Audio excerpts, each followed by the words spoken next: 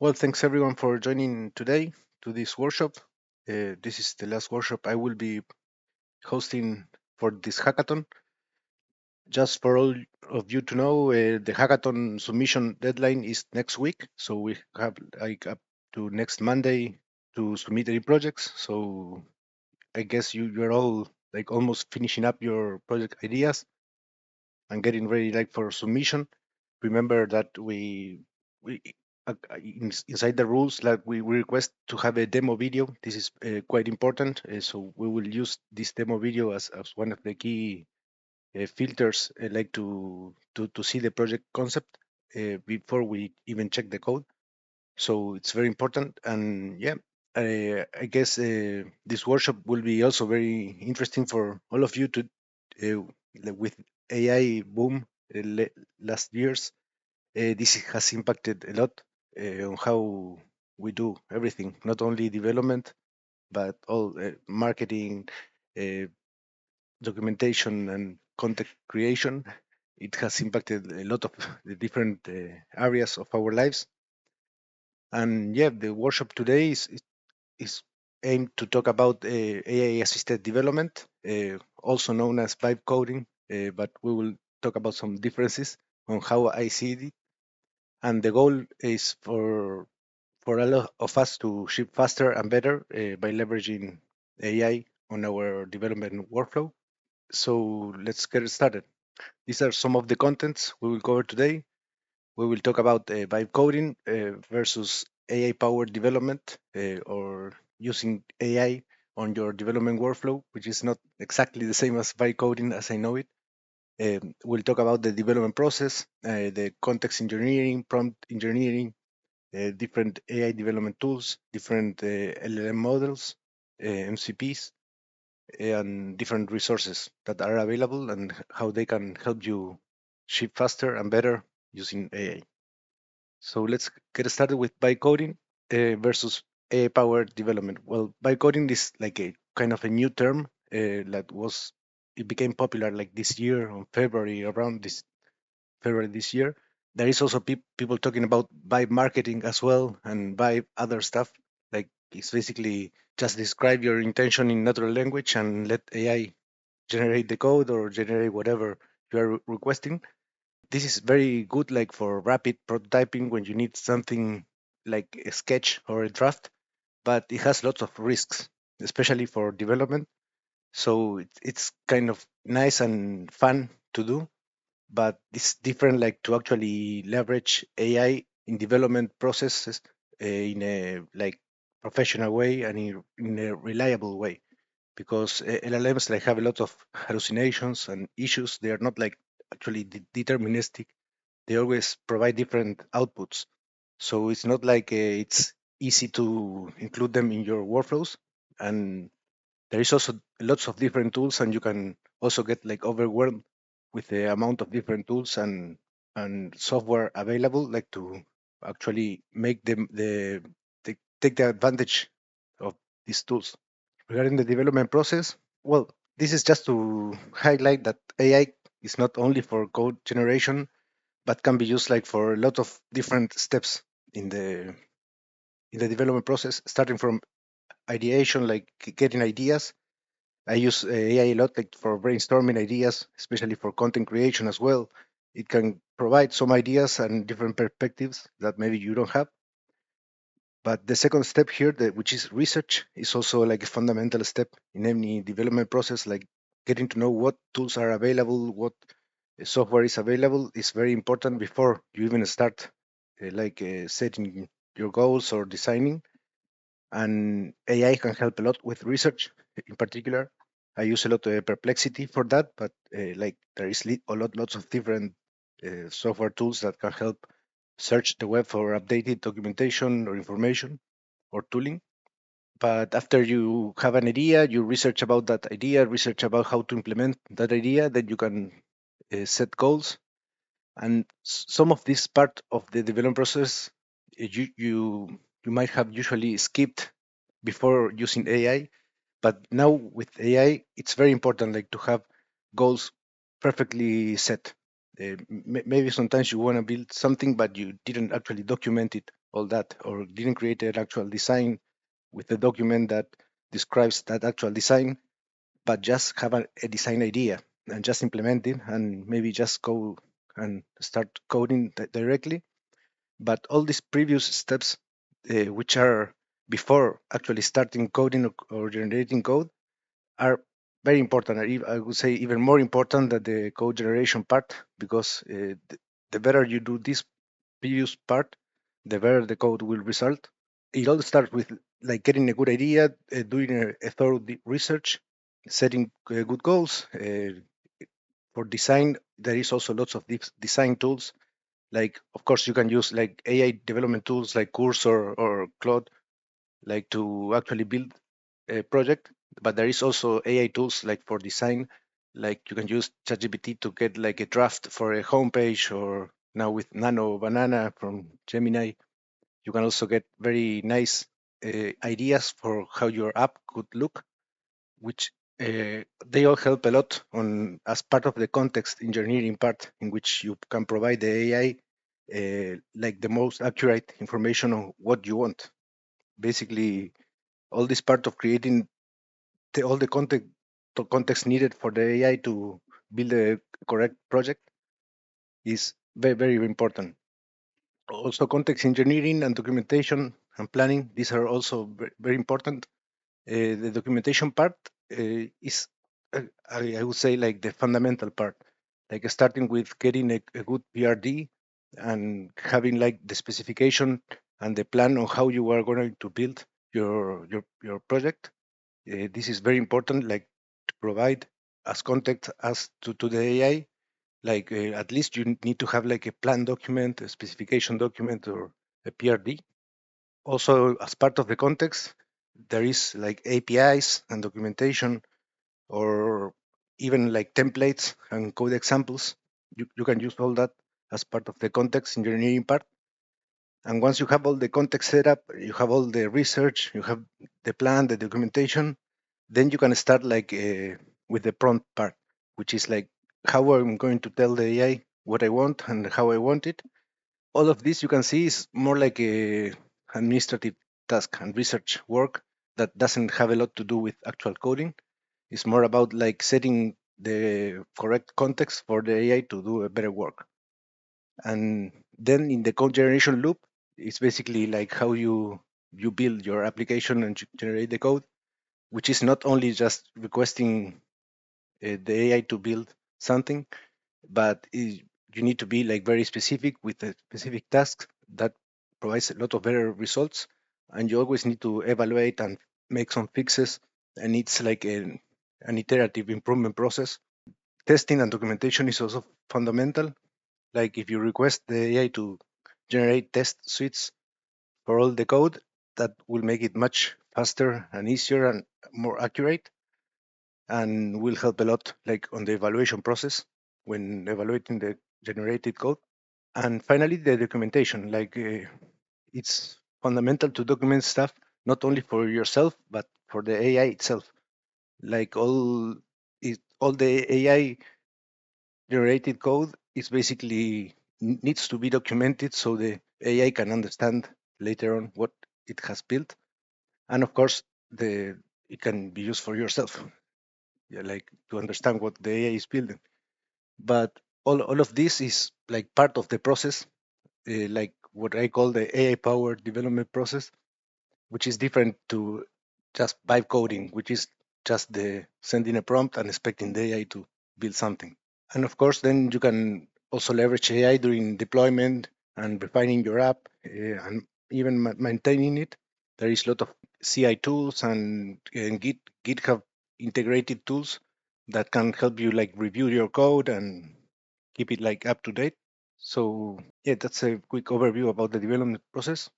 Then about context engineering. Well, actually, context engineering is like a sub part of prompt engineering, because when you interact with AI, the LLM just receives context in text format usually, and it's just a plain text with lots of context.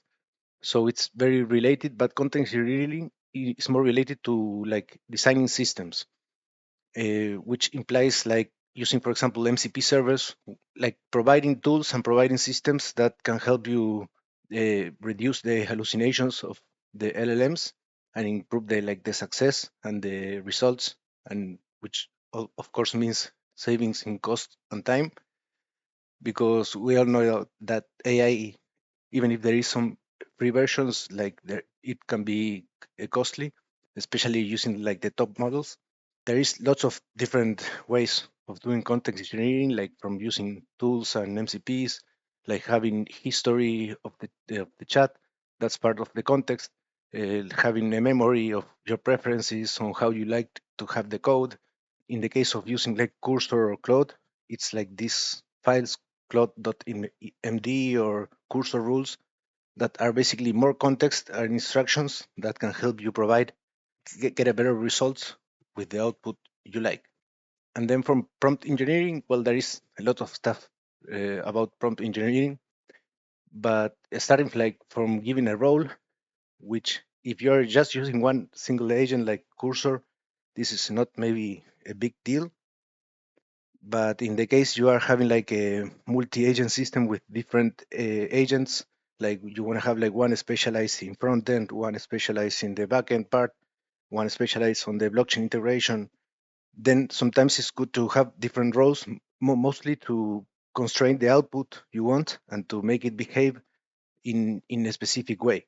But it's not like telling the AI, hey, you are an expert developer, will make it provide better results. It will just provide different results depending on the role it's playing, the LLM. But as part of the prompt, like there is a lot of other stuff apart from the context, like the specific task, what you don't want. Like there is a positive prompt, but there is also a negative prompt. Like it's always very useful to tell the AI what you don't want, and this is also sometimes as important as the positive part of the prompting. And then examples, like providing exact examples of what you want as output. This also helps get better results. And well, there is different techniques and best practices, but we will not go into too deep into this. Now let's talk a little bit about AI development tools. Well, here in the screen you can see some of the most popular ones. I haven't tested all of them, but I have tested many of them. There is like some of them that are more like an IDE integrated, like Cursor or Windsurf, which are like its own software. Then there are some of them that can be used like extensions, which can be included into Cursor or VS Code, for example, which are like line or kilo code. And then there is CLI tools, being Cloud Code, the most popular and the most used. And then we have the Gemini CLI, and there is codename Goose, which is also a very recent tool, which is also open source. All of these tools have advantages and disadvantages. I would say the most popular ones are Cursor and Cloud Code, maybe Cloud Code being the top one, and it's also like the most expensive. And then there is also web-based builders like Bold New or V0 from Vercel or Lovable or Replip, which are basically a website you access, and you can just interact with an LLM that can help you build stuff. The good thing about these web-based ones that usually include like the deployment part and just provide you with a link with something you can test, and they're pretty cool like to prototype stuff. But for more advanced developers, I would go more like for Cloud Code or Cursor, for example. But all of them had advantages, disadvantages, different pricing. Some of them have free tiers. If you are just starting with this, I would suggest you try them all and choose the ones you like the best. But most of them have free options or like a very low cost entry price. Especially Cloud Code can get like pretty expensive. I think it's like $200 a month. Like and Cursor, I think is like $20 a month, like the pro subscription. But they are like have a lot of cost basically. This is where like stuff like local LLM hosting or like running your own model locally can help reduce cost a lot. For this, there is different models you can run locally that are open source, and there is tools that are also like open source, and there is also free tiers for API like for LLMs, like Quen, for example, Quen Coder. It's available on an open router with a free tier. All of this can be used like for free using like Windsurf or any other tool that allows you to use a custom URL for your API. And then let's talk a little bit about models. Well, we'll start with Claude. Claude is like the most popular. I think it claims to be like the best one or the most chosen by developers, especially Claude Opus 4, which is like the top model. I use a lot Claude Sonnet, but Claude is also like the most expensive one. I think it's one of the best model, but yeah, I use it like only for very complex stuff. Then you have Gemini, which is a little bit cheaper, and it has a very large context window. I think it's like 2 million tokens. This is a very good option. And but lately, with the release of ChatGPT 5, with the GPT-5 model, I think this is one of the most cost-effective alternatives. It has also a very large context window, and it has very good coding capabilities and reasoning capabilities. And then when we talk about open models that you can run locally on your computer, or maybe use different providers that provide free access to these models, you have like a Encoder, which I think is one of the best open source models. And then there is Devstral, which is a version of Mistral AI, which is also very good in benchmarking for coding in particular. And then there is GPT OSS, which is the OpenAI open source model, which is also quite good in terms that you can run it if you have a pretty good GPU. It doesn't require a lot of hardware resources to run it in your home. And yeah, same happens with Quencoder, which is not that big. But yeah, those are options that you can run at home and you don't depend like on any provider. And now let's talk a little bit about MCP. For those who don't know, MCP means Model Context Protocol. It was created by Anthropic, and it's basically an open standard to connect LLMs to different tools, and it got like very popular. Now it's a very powerful way to provide models with the correct context, like providing it with the ability to search on the web, for example, or have memory or search for updated documentation. All of that can be provided as context like on demand using MCP. And well, recently, as part of the bounty program that we launched, one of the bounties was about the Conflux NCP server. So there is also a new Conflux NCP server that you can connect to any of your AI models or even Cursor or Claude or any software that can use MCP connection for AI, and you can provide your agent like with tooling like for doing transactions or exploring the Conflux blockchain. So this is also a new thing that you can use. This is a quick overview, but there is 27 blockchain tools available as part of this NCP server, and it has some examples on how to integrate it, like with your IDs. But it's a very interesting thing, and in general, MCP has become like the standard for providing like agents with tools. These are some of the ones I usually use, like Perplexity for research. Exa is very good for web research. You can also use Brave Search for searching the web. And for like accessing documentation, I have I used to use Context 7, but now I use Ref, which are both used for like getting updated documentation. But apart from that, there is like lots of different MCPs. You can go to smithery.ai and find there is like thousands of different MCP servers. Some other one that you might find useful are the Supabase one or the ShadCN one if you are using those in your projects. But I would say that like there is lots of different MCPs to explore and to integrate in your workflows.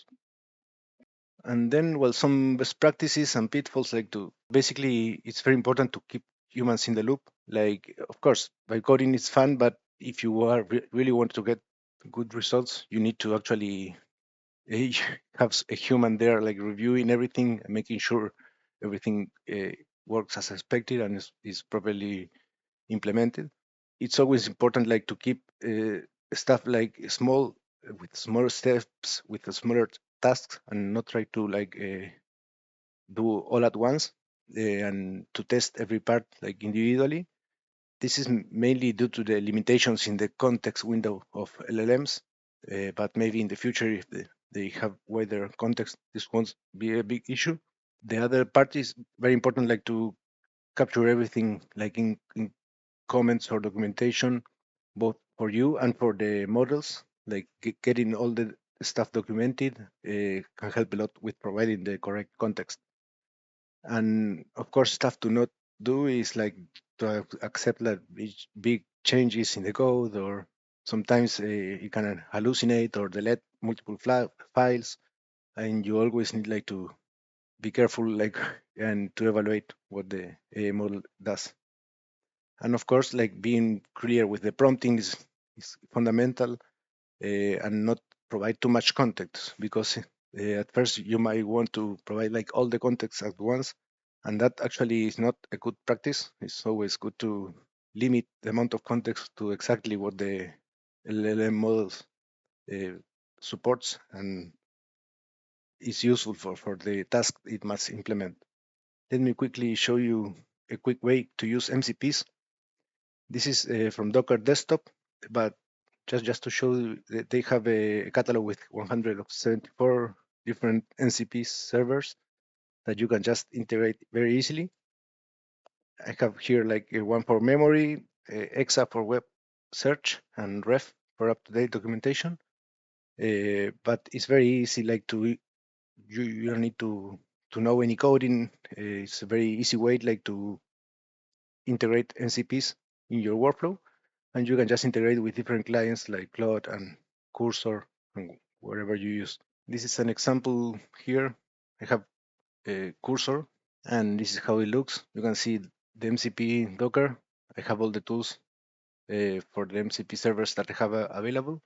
I have selected 3 of them, and you can see I can like search for documentation. This is like part of the context engineering we were discussing before. And then there is like rules. Here you can like also provide more context by adding memories, adding custom rules, and this is like very useful. And this is Cloud Code. It's also like you can leverage like different tools at the same time. Like here I'm using, for example, Cloud Code with Cursor, and here I have run Cloud Code using DeepSeek actually, and not the Anthropic one.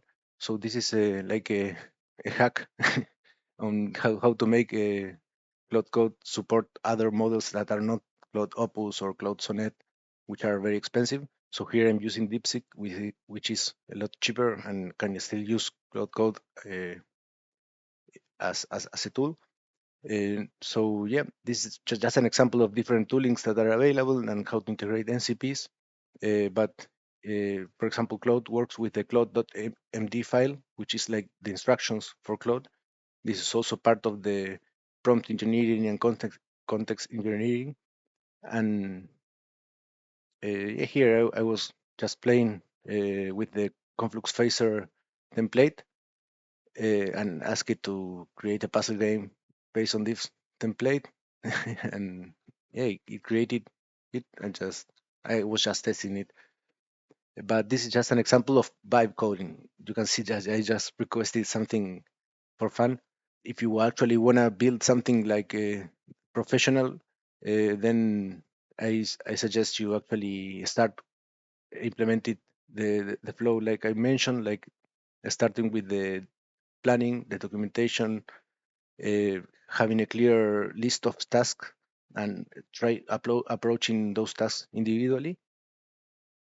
And then, yeah, here is the smithery.ai, where there is lots of different, you can see over 3,000 different MCP servers that you can also integrate on your AI agents that help you development. A question from Siv about what GPU you need to run a good MCP server locally. Well, you don't actually need a GPU for running MCP servers. It's actually mostly computed on the CPU. You need GPUs mostly for running like models, LLM models in your computer, but you can still run some of them on CPUs only. Like you don't actually need a GPU to run them. You can use only CPU to run both the models and the MCP. Maybe the biggest advantage with GPUs is that you can run bigger models, like larger models, and you also get a better token per second response, like basically more speed. So you are not like waiting for the AI to respond. But for example, with an NVIDIA 3090, for example, you can run GPT OSS or Quencoder or any of the open source models I mentioned today, like very fast, even faster than using ChatGPT on the ChatGPT site. And that one has, I think, 24 gigabytes RAM of VRAM, which is a standard, like say, very good GPU for gaming and can be used like for running models locally. There is some of them I can even. Oh, you have a 3090. That's great. I bought one recently, 24 gigabyte. I have tested it with Quencoder, for example, and it runs great. And same with GPT OSS. But yeah, for bigger models like the 120 billion parameter model from ChatGPT, that one requires like a bigger GPU. If you want to run a model locally, I suggest using Olama or uh, LM Studio. I have tried both, and both are great, and you can easily like download the model and try it out. Yeah, if you run the model locally, like they won't have like search features like by default, but you can provide the AI with MCP tooling that can provide them with those new features like searching or getting access to documentation or even like doing transactions on Conflux with the Conflux MCP. I have tested it with Cursor, for example, and I connect the Conflux NCP and I can tell it to like to fetch information about the transaction or search information about the token, transfer tokens, transfer CFX. So NCPs are great and are a great tool like to provide the tools you need. And just one consideration with NCPs is that like they require sometimes a lot of context. So it's good like to not give a lot of NCPs at the same time to an agent. Like they say, like about 50 tools are a good like maximum amount of tools to provide to an agent because it will just get like bloated with lots of context that you might not need for that specific task. So it's always good to select the specific NCPs for each specific agent and each specific task. All right. If there is no more questions or comments, then I think we can leave it there. If anyone needs help with their projects for the hackathon, just uh, let me know. Reach out over DMs, and we'll be there to help you. So thanks everyone, and have a nice day. Bye bye.